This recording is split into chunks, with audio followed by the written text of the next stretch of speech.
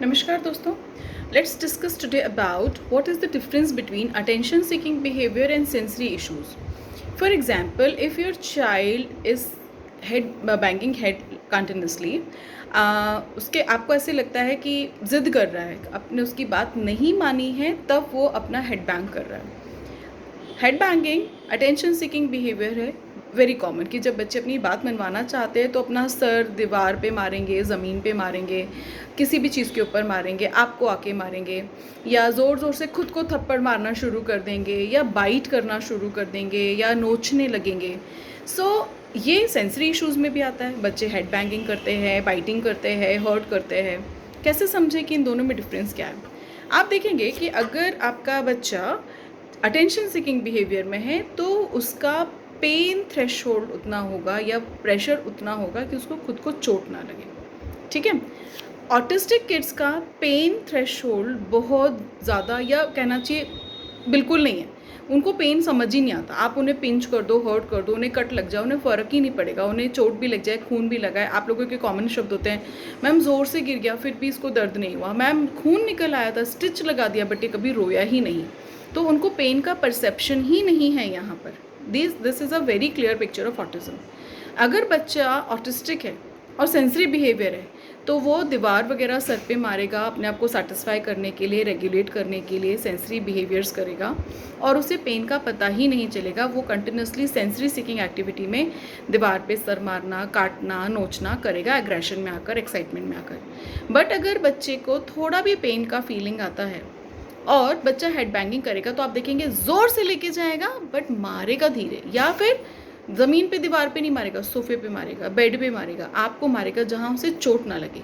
और 2-3 बार मारने के बाद आपको पलट के देखेगा, मेरी तरफ देखा कि नहीं, अभी तक आए कि नहीं मुझे मनाने के लिए. So you have to differentiate कि ये जो बिहेवियर है ये बेसिकली क्या है. अगर बच्चा मारते मारते बीच में आपको पलट के देख रहा है मतलब अटेंशन सीकिंग है, और आप उसको, वो चाहता है कि आप उसको रोकें जाकर या आप उसकी बात माने, वो आपसे अपनी बात मनवाना चाहता है, इसलिए वो ऐसा एक्टिविटी कर रहा है जो कि आपको हाइपर एक्टिविटी लग रहा है, टेंट्रम्स लग रहे हैं, टेंशन सीकिंग लग रहा है, सेंसरी लग रहा है. बट मारे जा रहा है और आपके रोकने पे भी नहीं रुक रहा है, और मारने के बाद उसे समझ भी नहीं आ रहा कि इतना मार लिया है. कई बार रेड हो जाते हैं, थोड़ा सा बम्प आ जाता है वहाँ पर, बट बच्चे को पता नहीं चल रहा, तो ये सेंसरी है. अगर सेंसरी है तो फिक्स करना है. सेंसरी है, सेंसरी सीकिंग बिहेवियर है, सेंसरी सेटिस्फाइंग बिहेवियर है, थेरेपिस्ट से बात कीजिए और उसके हिसाब से अपना प्रोटोकॉल कीजिए, उसके हिसाब से इंटरवेंशन स्टार्ट कीजिए. बट अगर अटेंशन सीकिंग है तो इग्नोर कीजिए.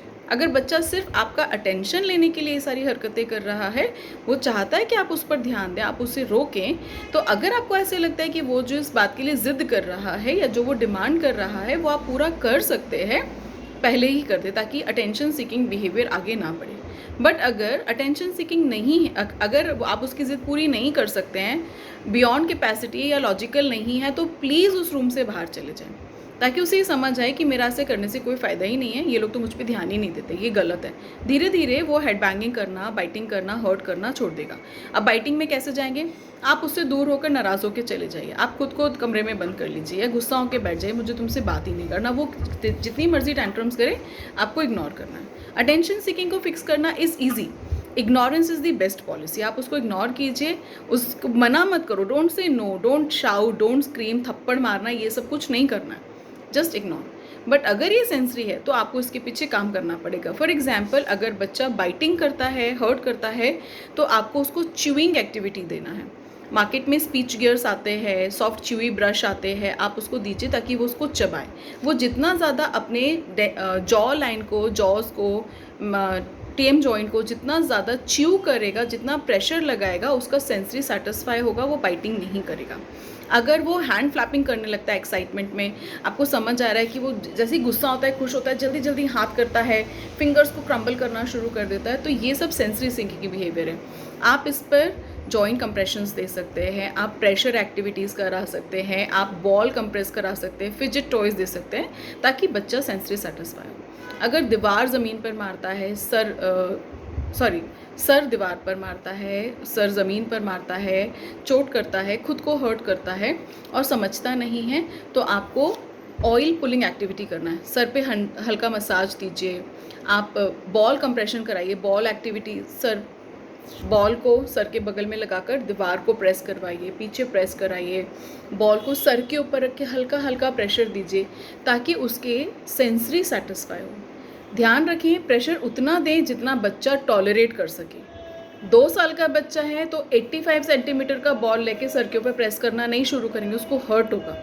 5 साल का बच्चा है तो आप 85 सेंटीमीटर का बॉल हल्का प्रेस कर सकते हैं। बेस्ट इज अगर वो थोड़ा भी कमांड फॉलो कर रहा है, आप दीवार और सर के बीच में बॉल फंसाइए और बच्चे को सिर्फ होल्ड करने दीजिए। अगर वो उसको होल्ड भी कर रहा है तो उसका सेंसरी सेटिस्फाई होता है वहाँ पर, ठीक है। So these are few techniques जो कॉमनली एप्लीकेबल है, बट प्लीज़ पेरेंट्स, मैं जो एक्टिविटी बताती हूँ वो सब के ऊपर एक बार में लागू नहीं होती हैं, ठीक है।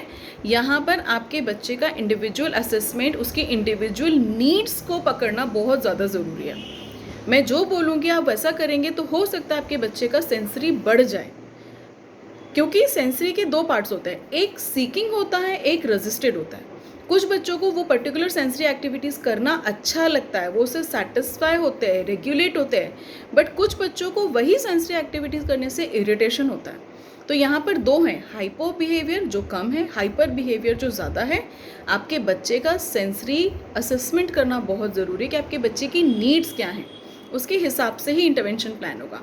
तो लाइक बॉल एक्टिविटी हुआ, मसाजिंग हुआ, हेड मसाजिंग हुआ, ये कॉमनली एप्लीकेबल है, बट आपके बच्चे की नीड है तो करके देखिए। अगर आपने किया है और आपको विदिन 24 आवर्स समझ आ जाता है, आपने जो भी नई एक्टिविटी इंट्रोड्यूस किया है आपको विदिन 24 आवर्स उसके रिजल्ट समझ आने लगते हैं। कई बारी बच्चे की हाइपर एक्टिविटी बढ़ जाती है, बच्चे का एग्रेशन बढ़ जाता है।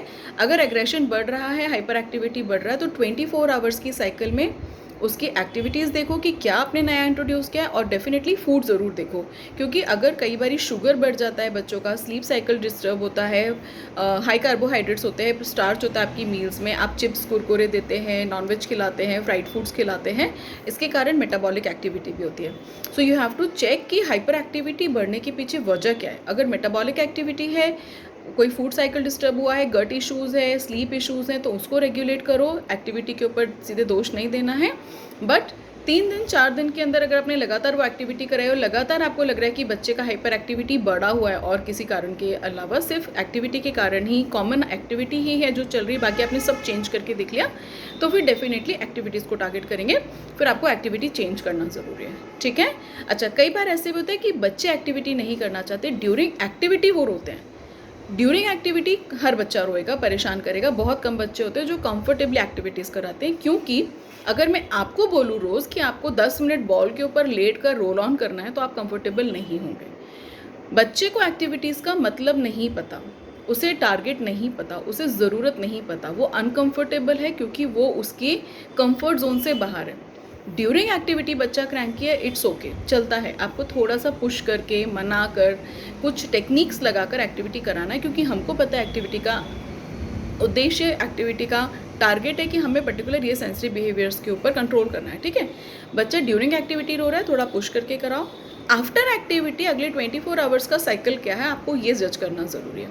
अगर आपको बिहेवियर्स में, उसकी डेली रूटीन में कोई भी डिस्टर्बेंस नज़र आता है, then talk to your therapist, revise.